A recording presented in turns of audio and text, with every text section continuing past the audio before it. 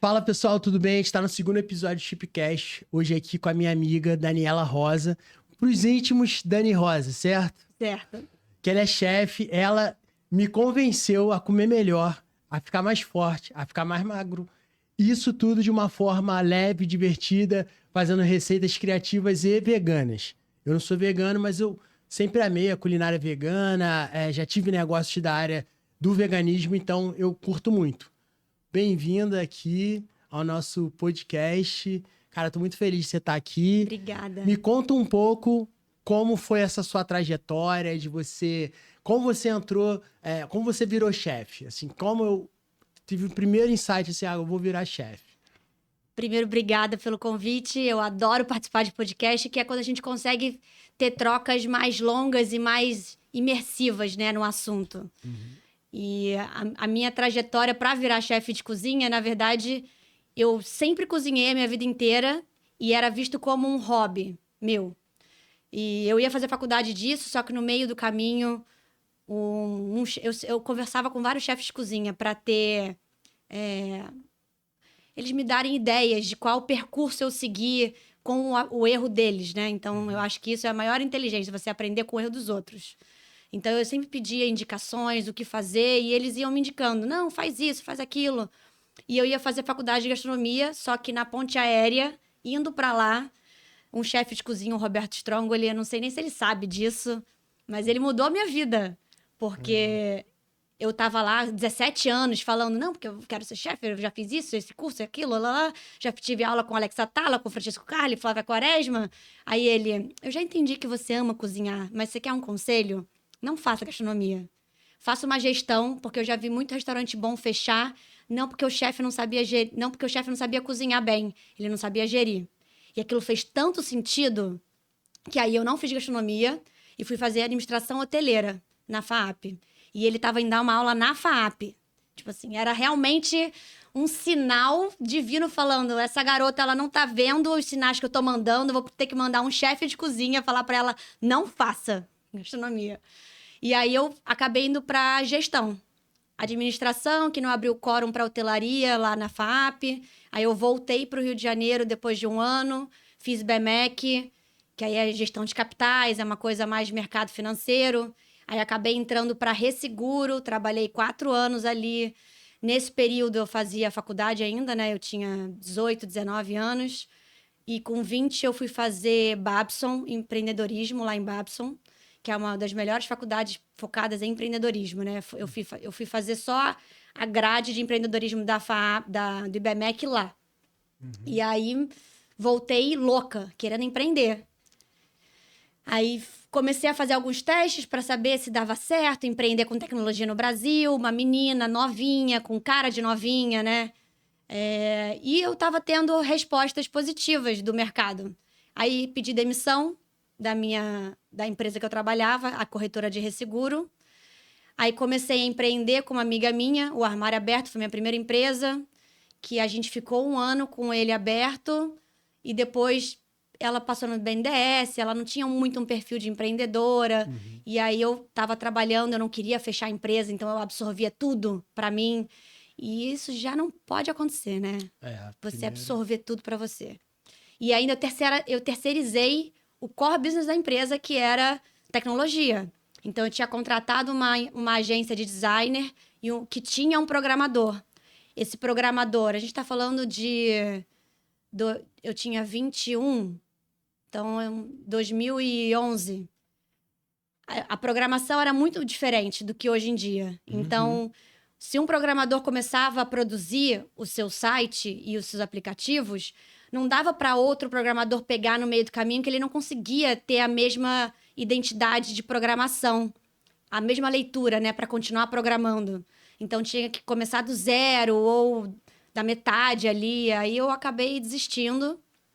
Aí depois eu já estava inserida no mercado de empreendedorismo, falando com muita gente, porque eu sempre gostei de trocar ideias de negócios. E aí conheci o meu segundo sócio, né, que a gente abriu o Zen Media. Na verdade, era uma empresa que ele já tinha aberto. Eu trouxe inputs muito complementares à ideia dele. Aí ele falou, pô, quer ser minha sócia? Aí a gente abriu o Zen Media, que eu era comercial, só que também não foi para frente por questões societárias, ali com os outros sócios dele. Nisso eu comecei a trabalhar na B2W, mas nesse meio tempo eu fazia consultorias para amigos de culinária saudável. E, assim, tinha peixe, frango, mas ao mesmo tempo eu já tinha uma consciência de fazer substituições para sair disso, desse senso comum de derivados animais. Então eu já fazia, mexia com tofu, já mexia com proteína texturizada de soja e fazia algumas combinações diferentes do normal na época.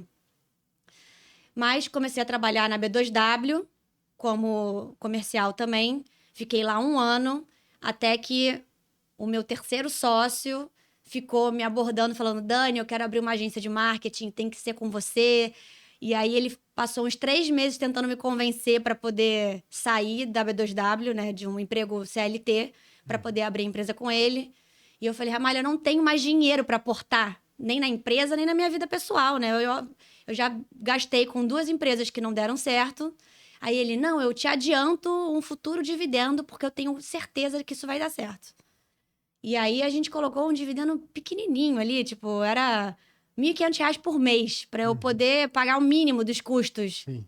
E aí saí da B2W e abri com ele a agência, que foi a única empresa que deu muito lucro na minha trajetória de empreendedorismo, né?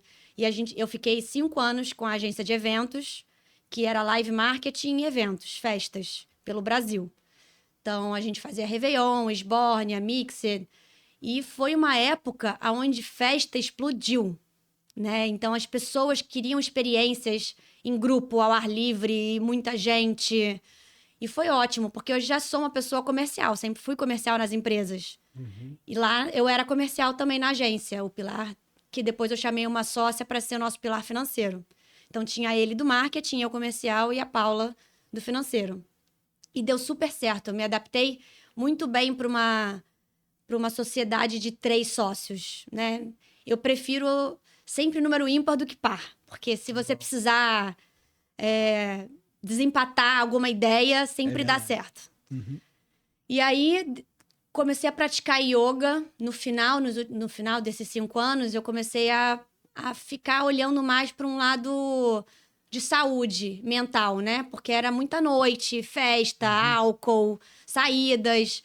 Mas eu sempre tinha umas compensações. Então, assim, depois de um final de semana inteiro de muita festa, a gente tinha agência ali em Ipanema, no Fórum de Ipanema. Tem um lugar chamado Spa Maria Bonita, que tem um menu, um buffet vegano. Que legal. E aí, às terças-feiras ou às segundas, eu ia lá comer. Que eu queria fazer uma limpeza do meu corpo. E eu já comecei a estudar limpeza de fígado e vesícula, comecei a praticar yoga, jejum intermitente. Então já é um caminho. Tanto que quando as pessoas conversam comigo sobre me dá dicas, e eu falo exatamente como eu faço hoje, meu dia, né? Aí eles falam: nossa, eu não consigo. Eu falei: tudo bem, tem o seu caminho. Vai no seu tempo. Eu fui no meu tempo. A minha construção foi desde 2018 para agora, sabe?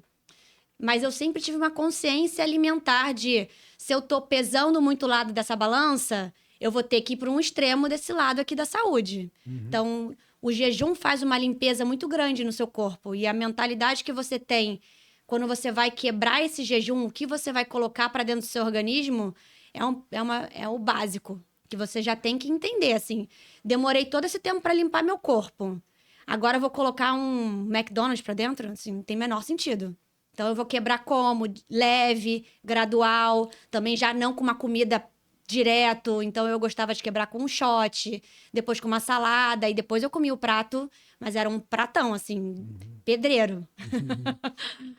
E aí, nesse período, né, da yoga, eu me reconectei com eu criança. Numa das meditações do professor. E aí, era eu criança falando: você não tem medo de arriscar.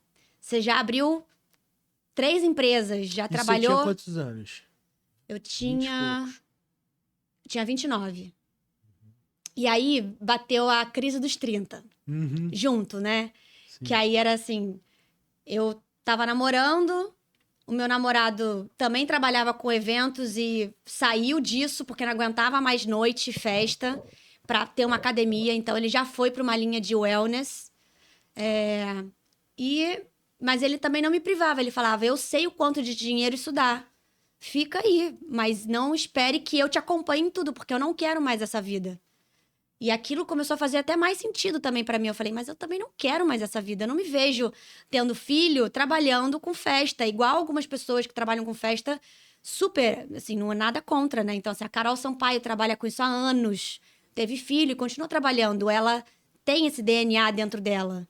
O Ramalho também, o meu sócio, tem isso dentro dele. Ele gosta disso, genuinamente. Eu já não era o meu sonho isso. O meu sonho sempre foi a gastronomia. E aí, nessa regressão com eu criança, eu falando comigo mesma, né? O porquê você tá fugindo? Qual medo você tem? E o meu medo era exatamente me decepcionar a ponto de eu não querer mais cozinhar. Dessa minha paixão virar uma coisa de repulsa por uma experiência ruim. Era por isso que eu nunca ia pra gastronomia, entendeu? Porque eu me sentia tão bem como hobby, era uma válvula de escape tão gostosa. Entendi. Que eu tinha esse medo de virar meu business e aí eu falar assim, nossa, agora não tem mais hobby, já não tem mais business e eu vou ter que arrumar outra coisa pra fazer. Não, e outra coisa também, né? Como você teve uma experiência ali das festas e tal, que eu fiz festa também, a gente teve uma jornada bem parecida. No começo é maravilhoso, você tá jovem, você tem acesso às melhores festas do Rio de Janeiro e você do Brasil, você bota quem você quer, então aquele primeiro momento é encantador. Sim. Assim, cara, pô, tô ganhando maior grana, tô fazendo festa, tô trabalhando com o que as pessoas normalmente se divertem. Exato. Só que depois aquele vai ganhando camadas onde você não enxergava quando jovem. Cara, pô, tô ficando meio ferrado aqui durante a semana. Não, era até a minha rotina, eu fazia a nossa própria rotina. Então, se a gente acordava de ressaca, a gente podia ir trabalhar às 11 horas da manhã, sabe? Não tinha horário. Entendi. Pra gente, que eram os donos, os sócios. A gente tinha os funcionários também. O problema foi... Na verdade, eu sempre trabalhei com o que eu acreditava. Desde o meu primeiro emprego, que foi a corretora de resseguro, meu pai me zoou depois, quando eu saí e pedi demissão. Ele falou, ué, não era a melhor empresa do mundo que você nunca ia deixar de trabalhar lá? Eu falei, era. Até que parou de ser. Eu realmente acredito fielmente nos lugares e nas empresas que eu abri como sendo um propósito de mudar vidas. Porque era uma solução que eu dava... Eu sempre pensei assim, qual é um problema na minha vida que eu estaria solucionando? Se é um problema para mim, é um problema para algumas pessoas também, que vão comprar esse produto, esse serviço. E quando eu fui trabalhar com eventos, eu sempre fui muito social, muito comercial. Então, assim, não tem lugar legal para ir no Rio de Janeiro. Era um problema. Eu quero ter uma festa onde seja open bar, onde vá até de manhã, onde eu vejo o nascer do sol, onde eu coloco óculos escuros, onde tem praça de alimentação, tem comida, onde tem um lounge para descansar, que eu não sou obrigada a sair da festa porque eu tô cansada, onde o banheiro é VIP, é branco, não é um banheiro químico ruim. E eu tava criando uma solução que, para mim, eu queria estar saindo para esse tipo de festa. Que nem eu, tinha várias outras pessoas. E teve pessoas que, assim, encontraram o amor da vida, pediram em casamento, sabe? Então, realmente, a gente proporcionava experiências incríveis. Eu acreditava nisso, que eu trazia felicidade para as pessoas. Só que aí, depois de um tempo, só felicidade com noite não parou de fazer sentido para mim. Eu queria trazer saúde física e mental, sabe? E a gastronomia saudável, você corrige muitos erros seus no seu dia a dia, que você melhora a sua performance. Então, como eu sempre fui muito empreendedora e era de exatas, né? Fiz administração, depois pós-graduação em marketing digital na FGV. Eu sempre fui muito de alta performance. Como que eu entrego muito em pouco tempo? Então, eu tenho que maximizar a minha comida, o meu sono, para eu conseguir performar bem. Eu sabia que se eu comesse mal, eu não ia conseguir trabalhar direito. Se eu dormisse também pouco, eu não ia conseguir trabalhar direito. Então, eu sempre me preocupei em dormir. Se eu ia dormir 11 horas da manhã, eu dormia 8 horas. Eu acordava, trocava o dia pela noite, mas eu dormia bem, entendeu? Eu dormia em boate, eu tava cansada, assim. Eu lembro do meu primeiro emprego, que eu morava na Barra, estudava no centro, trabalhava no centro. Depois, pra voltar pra Barra, pra sair pela Zona Sul, era muito longe. Então, eu ia pra casa de uma amiga, ou saía direto do trabalho pra jantar, pra depois ir direto pra night, ficar na night até de manhã, pra ir depois ir pra casa. Nesse período, às vezes, eu dormia no camarote da boate, porque eu tava cansada, mas era só aquele pra dar revigorada. Aí acordava igual a Fênix, sabe? Aham. Mas eu dormia em qualquer lugar. Porque eu sabia que o sono era importante. Sim. Eu não me privava, ai, não posso, Não, tô com sono, vou dormir aqui mesmo. Cara, e é muito interessante você falar disso, que foi exatamente isso que você falou quando a gente trabalhou junto, que me deu uma despertada, assim. Falar, cara, eu sou super produtivo, eu tenho empresa, cara, eu tava construindo uma nova empresa, né, que hoje, graças a Deus, está crescendo. Então ali eu falei, cara, realmente o que essa menina que tá falando tem razão. Quando eu fico virando noite pra entregar no dia seguinte, pô, é maneiro, porque eu tô Meta. ali bato minha meta. Porém, eu perco o dia inteiro Depois, o dia da seguinte. ressaca de trabalho. Então não é só comer muito, é dormir. Eu lembro dos shotzinhos que você falava, não, tem que tomar um shot. Toma esse shot, não sei o quê.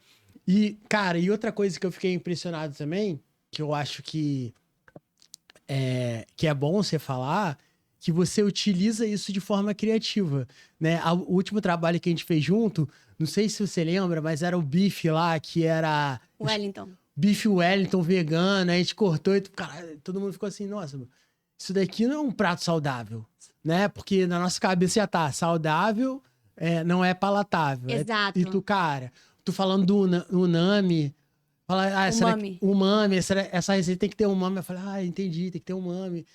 Me fala aí como.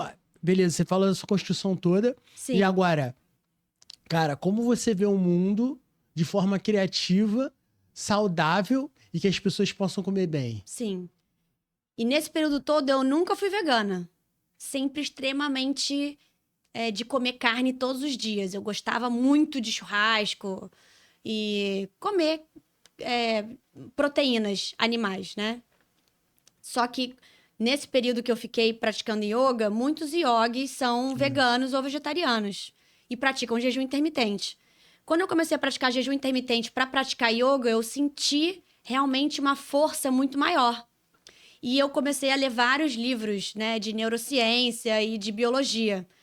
Quando o nosso corpo come alguma coisa, ele tá ali focado em digerir aquela comida que você comeu, né? Então ele não tá focado em outra atividade, ele foca nisso e divide as tarefas.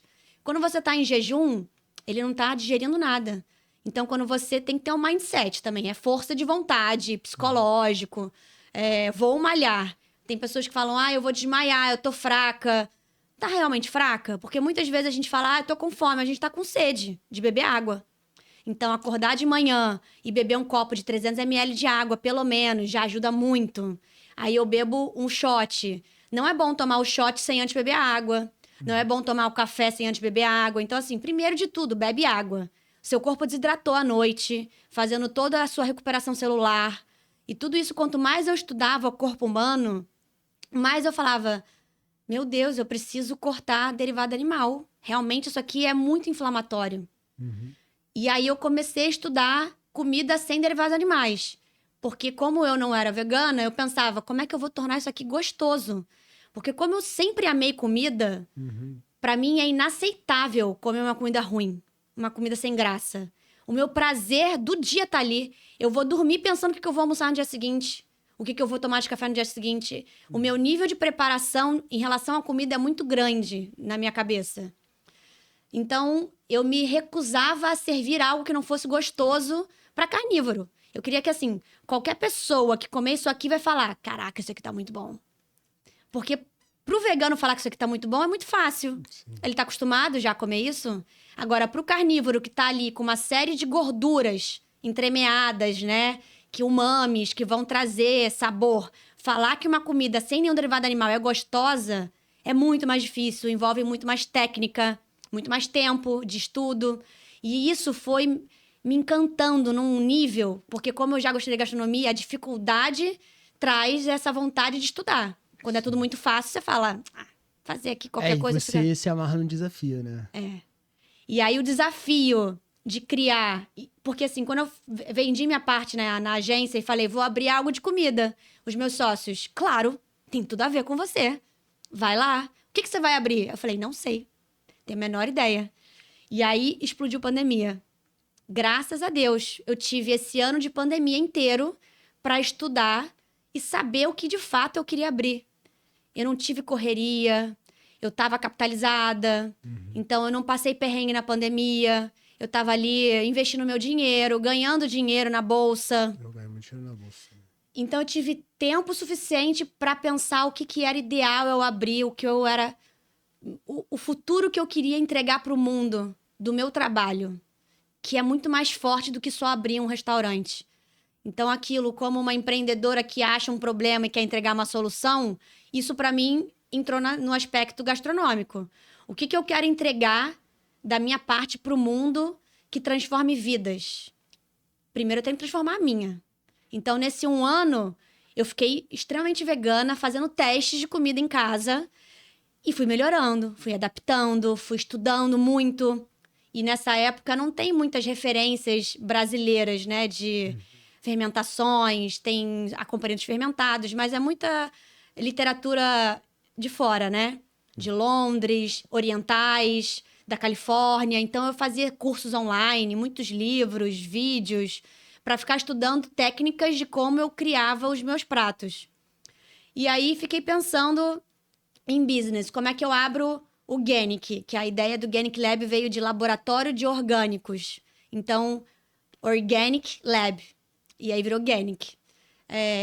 O que eu quero entregar com o Organic? Eu quero entregar uma solução completa. E aí eu fui all-in. Eu era um restaurante que entregava café da manhã, almoço, lanche da tarde e jantar. Loucura. Pensei, eu preciso de tecnologia atrelada.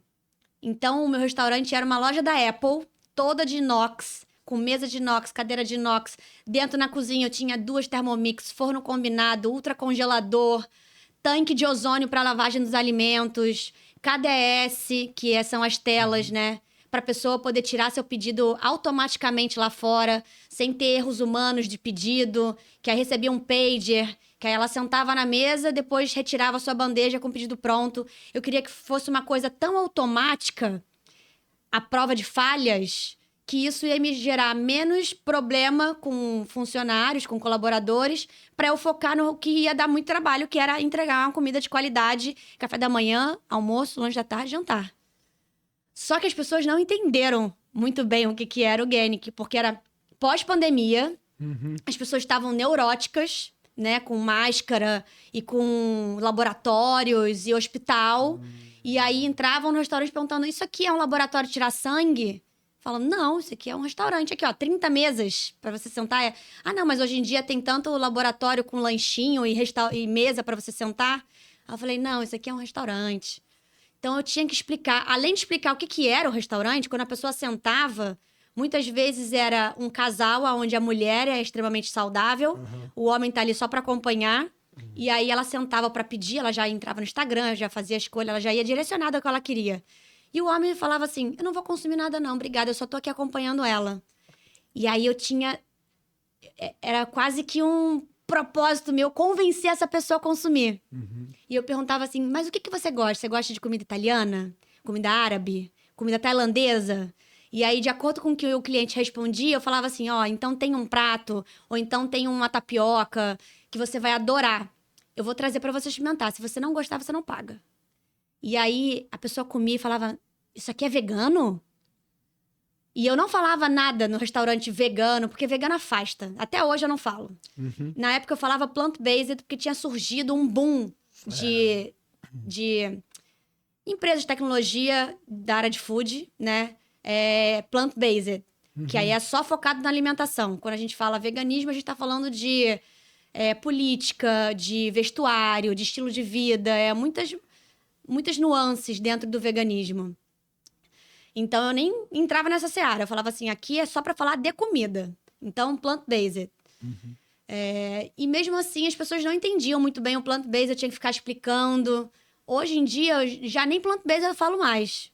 Eu falo que é uma alimentação zero lactose, zero glúten, 0 açúcar refinado e proteica. Porque as pessoas acham que não tem proteína nesse tipo de alimentação. Exato. Então, a primeira coisa que eu falo, nossa alimentação é proteica, 0 lactose, 0 glúten, 0 açúcar refinado. Isso se caracteriza como uma alimentação que a maioria das restrições de dietas estão fazendo. Sim. Então, eu não sou excludente, eu adiciono na vida das pessoas. Então, muda a forma que a pessoa já olha para a comida, né? E eu acho que tem que tornar... Então, eu acho que o meu propósito é tornar essa alimentação um prazer.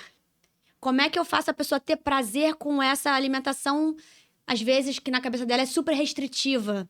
Mas não é, é um costume. A galera até acha que eu vou sofrer ao me alimentar de forma saudável, Exato. né? E, cara, é um sofrimento. E tuas receitas mostram que não, cara.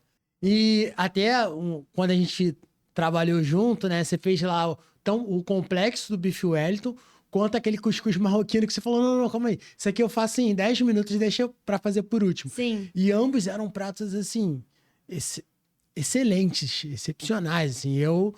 Sabores muito intensos. Sabores, texturas e o prato era tudo muito bonito, muito bem feito, né? E aí, o que você fala é que, cara, a gente tem que explicar porque existe uma infinidade de coisas que as pessoas podem utilizar com um benefício, né? Não precisa ser uma dor, não precisa ser algo dolorido, assim. Sim. É algo que, vou sofrer por ter 0 glúten, né? E como é que você transforma, agora beleza, como é que você transforma isso na casa das pessoas? Assim, como é que a pessoa transforma essa rotina, né, que você demorou anos para construir, uma rotina saudável na casa delas? Quando eu fechei o restaurante, há 2 anos e meio atrás, eu já não... Foi uma dor fechar, porque era isso, meu propósito. Meu pai ia comer todos os dias lá, almoço, café da manhã, lanche, jantar. E ele parou de tomar 4 remédios.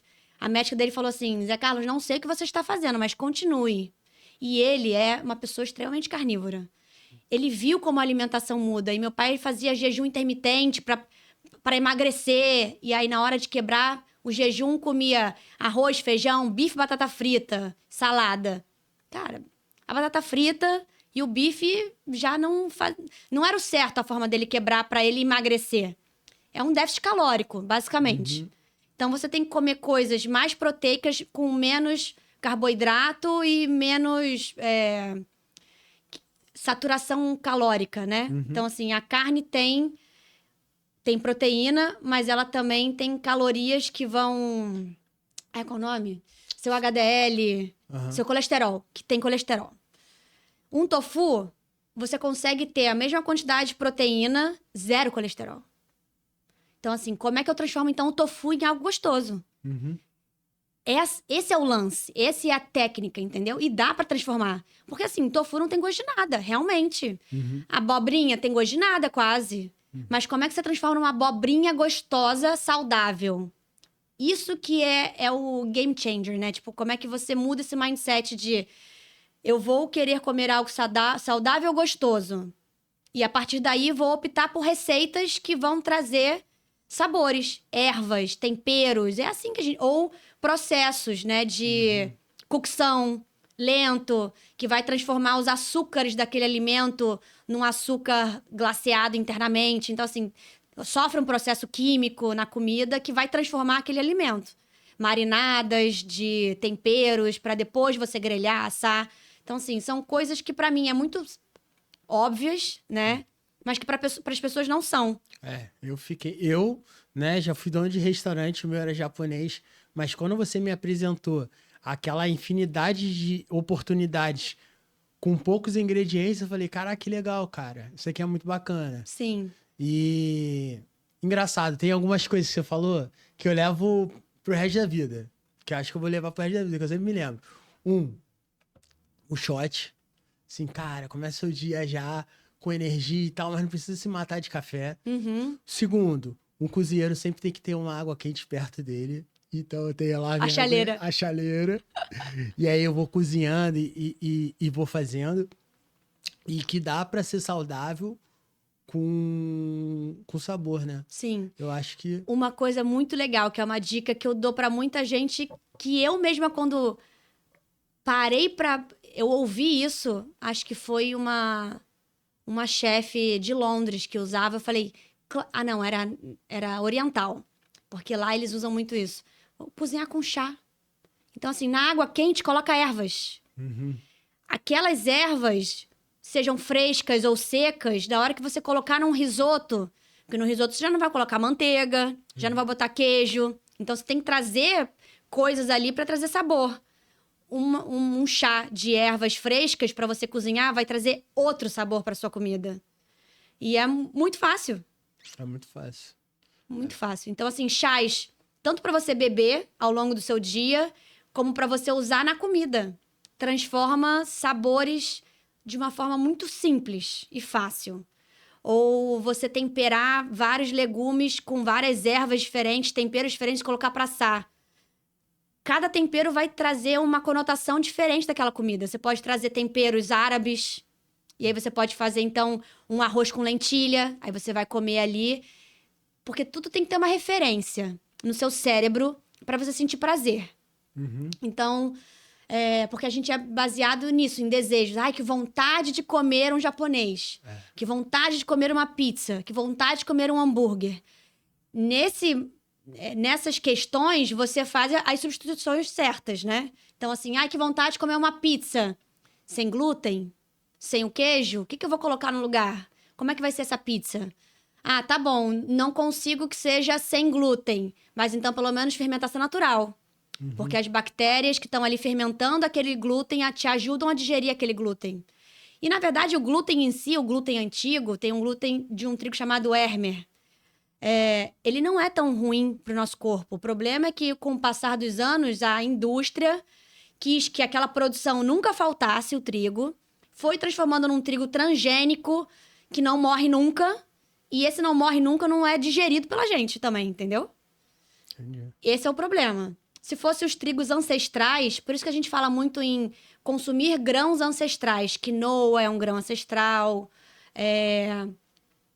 tem amaranto, é um grão ancestral. Então, esses grãos integrais, eles são fáceis de digerir, porque ele tem fibra, tem proteína, e aí a gente começa a entender o que são proteínas, 21 aminoácidos, aonde estão esses aminoácidos? Estão em tudo. Estão em frutas, legumes, verduras. Só que não tem os 21 numa coisa só. E por isso que é importante você ter um prato super colorido. Quanto mais cor e itens, ingredientes diferentes num prato só, mais você vai conseguir obter as proteínas que você precisa. Fora sais minerais, nutrientes. Então, assim, quando você mergulha nisso e você começa a ter prazer comendo bem, pra mim foi um caminho sem volta. Pelo visto pro seu pai também, né? Não, porque depois que eu fechei restaurante, é difícil você arrumar essa comida, né? Nos lugares. E ele não cozinha, ele come comida fora, pede ou faz o básico dentro de casa com a minha mãe.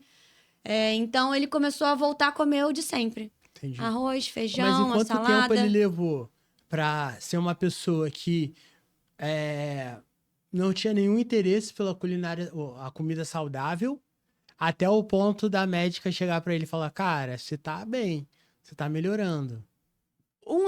Foram uns de 8 meses a 1 ano, ele comendo todo dia no meu restaurante. Então, E ele começou indo no meu restaurante por amor a mim.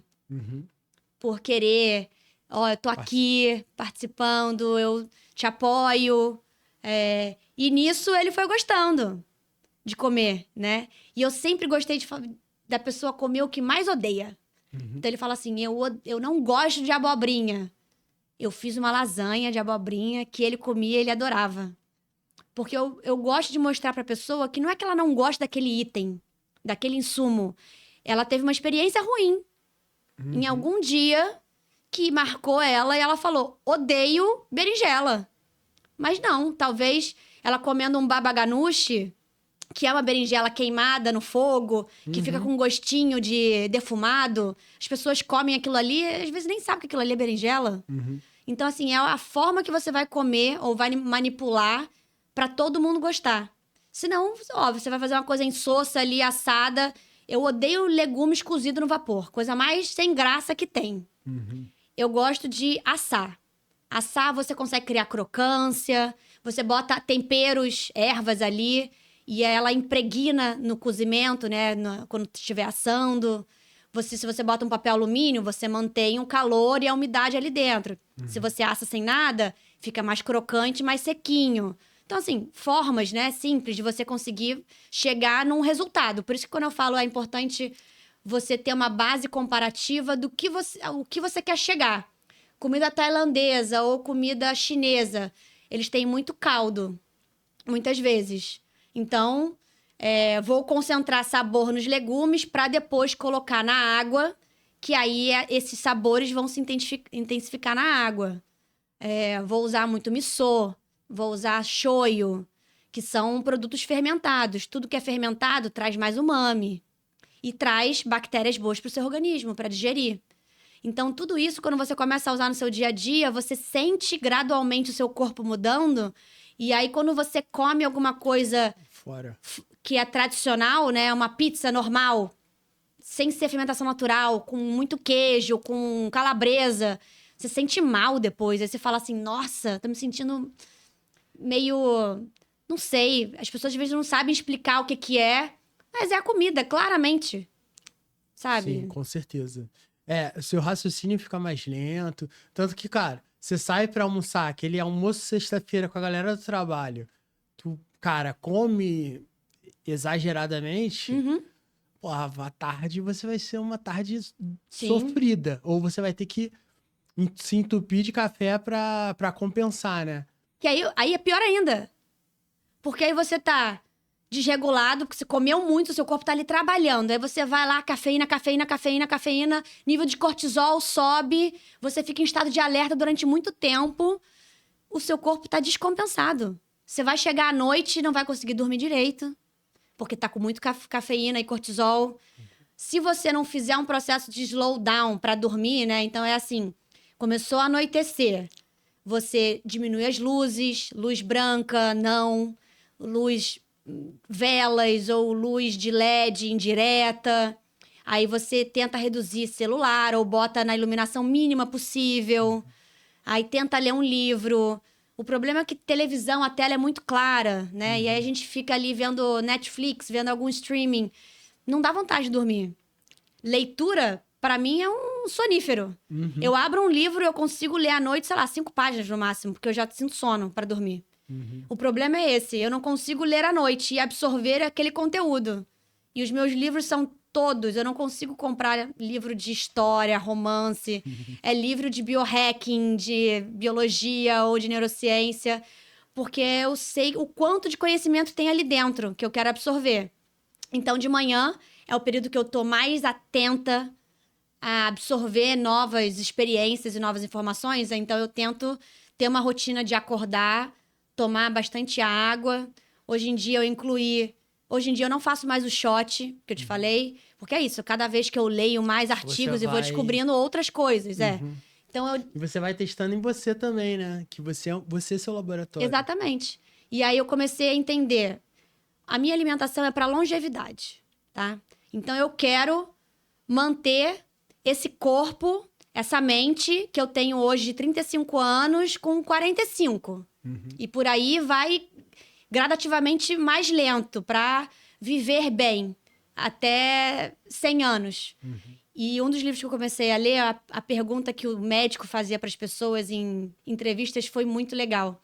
Porque falava assim, você gostaria de viver 100 anos, mais de 100 anos? Aí as pessoas respondiam assim, não, eu, hein? Aí eu vou ter vários problemas. Não. Se você tivesse um corpo saudável, mais de 100 anos, você gostaria de viver 100 anos? Ah, aí sim. Eu tô saudável, por que não?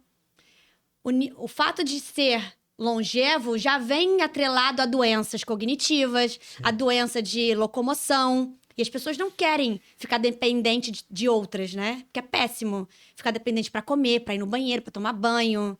Agora, se você é autônomo e ainda você vai envelhecendo com saúde, qual o melhor dos mundos isso? Você tem uma família, você consegue acompanhar filhos, netos, bisnetos nascendo, né? Então, o meu objetivo é como que eu consigo manter o meu corpo o mais saudável possível longevo para eu ter qualidade de vida. Então, a minha alimentação, quando as pessoas pensam assim, é uma alimentação muito restritiva, você tá se limitando na vida. Em vez de experimentar as coisas, eu falei assim, não, eu tô ilimitando a minha vida. Eu não tô me limitando. Porque agora eu consigo fazer melhores escolhas em que a minha vida é muito mais longa do que a sua. E nisso eu consigo ter mais experiências, viver melhor as minhas experiências, viajar mais, conhecer mais lugares, comer mais comidas saudáveis em outros países, sabe? Então, quando você muda a sua perspectiva para uma alimentação saudável, é um estilo de vida, não é uma dieta. Então, quando vem pessoas perguntando para mim assim, qual dieta você faz? Eu falei, eu não faço dieta. Agora, se você vê isso como uma dieta, nunca vai mudar a sua vida. Porque a dieta já vem naquele peso, né? De ser sem graça, de ser uma restrição, de ser uma punição. Eu estou me punindo para chegar no emagrecimento. Cara, você consegue emagrecer comendo bem, gostoso, fazendo atividades físicas graduais, não precisa se matar ali. As pessoas perguntam assim, nossa, o que você tá fazendo na academia? Gente, eu faço apenas 20 minutos de escada às vezes e vou embora. Sabe que eu acho que mudou a minha cabeça também? Quando eu vim morar na Zona Sul, eu gostava de pedalar na praia. Que era assim, eu não pedalava por causa do exercício. Eu pedalava porque eu gostava de ver a praia de manhã, 7 horas da manhã, 6 horas da manhã. É outra coisa, né? É outra coisa. Paz. Uma paz, Caraca. tranquilo. Tanto que até quando eu vou, sei lá, 11 horas da manhã no final de semana, eu até me surpreendo. Falo, cara... Tá cheio de gente. Por que tá tão cheio assim, sabe? Tô acabando com a minha praia. Mas eu percebi que esse hábito de eu pedalar foi que me ajudou a emagrecer. 22 quilos, depois, como eu falei, depois dos insights lá, que você me deu mais 4 quilos de gordura, pegando 5 quilos de músculo. Então, assim, é pra vida toda, né? Então não precisa ser pra agora. Se você demorar ali, que nem seu pai demorou 1 ano pra se tornar uma pessoa 80%, 90% saudável, cara, valeu, porque você vai conseguir manter. É um plano de saúde em vida. É uma boa. E quando eu mandei mensagem pro meu pai semana passada falando que uma das minhas maiores dores de ter fechado o restaurante foi que eu tava deixando de entregar pra ele um plano de saúde. Porque ele ia viver mais tempo, né? Assim, comendo saudável. E eu pedindo pra ele poder se cuidar. Então, se cuide, vai pra academia, come saudável aí onde você tá, né? Eu não tenho hoje como cuidar da sua alimentação. E muita gente fica me pedindo consultoria. Dani, pelo amor de Deus, ensina aqui em casa. E eu dei, porque eu não sou uma chefe para ficar cozinhando na casa das pessoas. Eu sinto que eu tenho que ensinar para muito mais gente. Isso ia me restringir o meu tempo. Nós temos um tempo limitado, 24 horas por dia, sendo que 8 horas eu preciso dormir. Durante 2 horas eu cuido de mim de academia, que aí eu vou malhar, faço sauna todos os dias, tomo banho, faço com calma. E de manhã eu cuido do meu psicológico. Então, assim, eu tenho um horário limitado ali de trabalho. Se eu ficar fazendo consultoria na casa das pessoas, eu vou estar atingindo uma pessoa em um dia. Como que eu atinjo mais gente em um dia, sabe? E aí, agora eu comecei a pensar, o restaurante também me privava fisicamente. Eu não conseguia fazer mais nada a não ser estar no restaurante full time. Vendo se as receitas estavam sendo feitas corretamente. Vira e mexe tinha funcionário que faltava. E aí eu substituía o funcionário. Seja na cozinha, era no salão, era no caixa. Eu fazia a parte administrativa também. Eu jogava em tudo. Por isso que eu acho que foi tão burnout pra mim. E quando eu conversava com muitos chefes, e imagina, era um sonho de criança trabalhar com gastronomia, ser chefe de cozinha. Quando eu finalmente tinha meu restaurante, fiz cordon bleu, ganhei prêmio da Veja Rio, do Comer e Beber, dei aula no cordon bleu, dei aula no Rio Gastronomia, comecei a entrar no métier dos chefes, eles começaram a me ver como uma igual, de igual para eles. Eu não queria sair daquele universo só por isso, porque eu estava realizando um sonho de estar ali no meio deles. Só que a dor do restaurante era tão grande e eu suportava isso para bancar esse lado que chegou num ponto que a balança estava muito ruim, sabe? Eu já não estava com tanta saúde física, porque eu não tinha tempo para nada. Eu tinha uma saúde de alimentação, porque eu comia no meu restaurante era saudável, era a única coisa que me mantinha em pé, funcionando. Mas o estresse era muito grande. E aí eu comecei a dividir isso com os chefes, falando assim, caraca, como é que você lida com isso? Porque pra mim é isso, caraca, não aguento mais. E aí eu comecei a ouvir de todos eles, a maioria, caraca, eu não aguento mais. E você trazendo tudo isso, dá vontade de eu largar tudo também. Porque é intenso. De todos os negócios que eu já abri, restaurante... Eu também. É o pior deles. E já me falaram isso. Só que eu falava assim, comigo vai ser diferente. Eu vou conseguir essa dificuldade.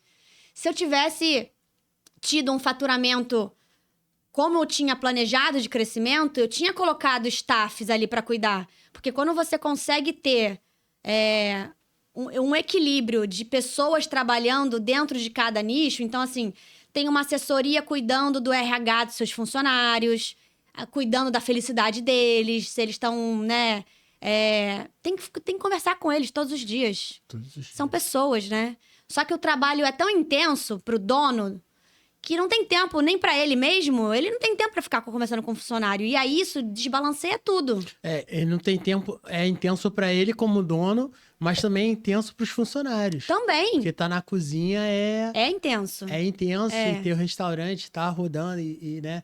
Trabalhar com público. Com público. Que tá ali reclamando, demandando, tem que sair tudo rápido, gostoso. É tempo. Padronizado. Sim.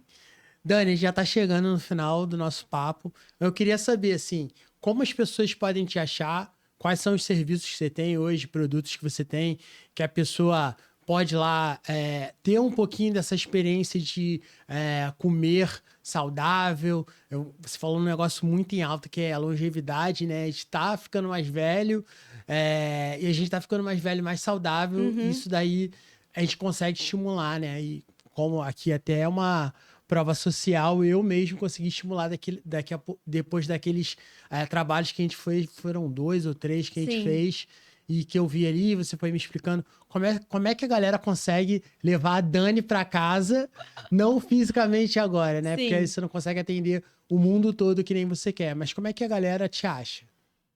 Pensando nisso, nesse ano, eu estabeleci um projeto digital, onde é uma imersão de aulas videogravadas, né? São videoaulas com o apoio do e-book, que tem todas as receitas. No e-book também tem tipos de corte, todas as ervas para você ter na sua casa, como que você armazena, qual é o tempo que você consegue comprar, assim, a abobrinha não dá um ano inteiro, morango não dá um ano inteiro, então para você conseguir se programar, para saber os meses que tem aquela fruta, aquele legumes, aquela verdura. E então você consegue comprar esse curso, né, essa imersão. Tem também a opção de uma consultoria em grupo, que aí é uma consultoria de, no máximo, 30 pessoas, que aí eu faço lives, né, e sessões em grupo para tirar dúvidas sobre esse tipo de alimentação. E tem a opção da consultoria individual, que aí é digital também, a gente faz reuniões semanalmente para poder ver como que tá a alimentação e eu adapto o e-book para aquela pessoa, para uma dieta um pouco mais restritiva àquela pessoa. E tirando isso, também criar uma comunidade de wellness, né? Que as pessoas se apoiem nisso, porque é difícil manter o foco. Eu tenho muito foco. E eu tá ali falando, impulsionando as pessoas, e as pessoas dividindo problemas, né? Caraca, pra mim tá difícil isso. Aí outra pessoa fala, putz, não tô sozinha nessa. Então eu vou criar essa comunidade. Eu comecei esse mês fazendo todo o planejamento de setup desse produto digital. E aí, se Deus quiser, final do mês que vem já tá no ar. E é isso, é tentar poder ajudar as pessoas como a minha vida mudou. E eu falo assim, eu era da noite, eu comia de tudo. Eu tinha uma cabeça de uma comida saudável, mas eu não era saudável.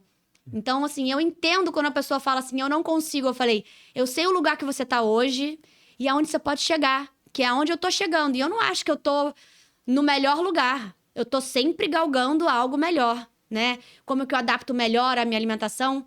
Porque também ficou muito marcado na minha cabeça quando uma pessoa me falou, comer toda hora é um problema. Porque o nosso corpo é uma máquina. Quanto mais você coloca um computador para trabalhar, mais pesado ele fica, né? Mais de uso ele fica, daqui a pouco você tem que trocar o seu computador. a gente não consegue trocar nosso corpo. Então, quanto mais vezes você tá comendo, mais tá fazendo seu corpo trabalhar, suas células estão trabalhando ali. Então, é mais inteligente você comer menos vezes de forma mais inteligente, de forma mais saudável.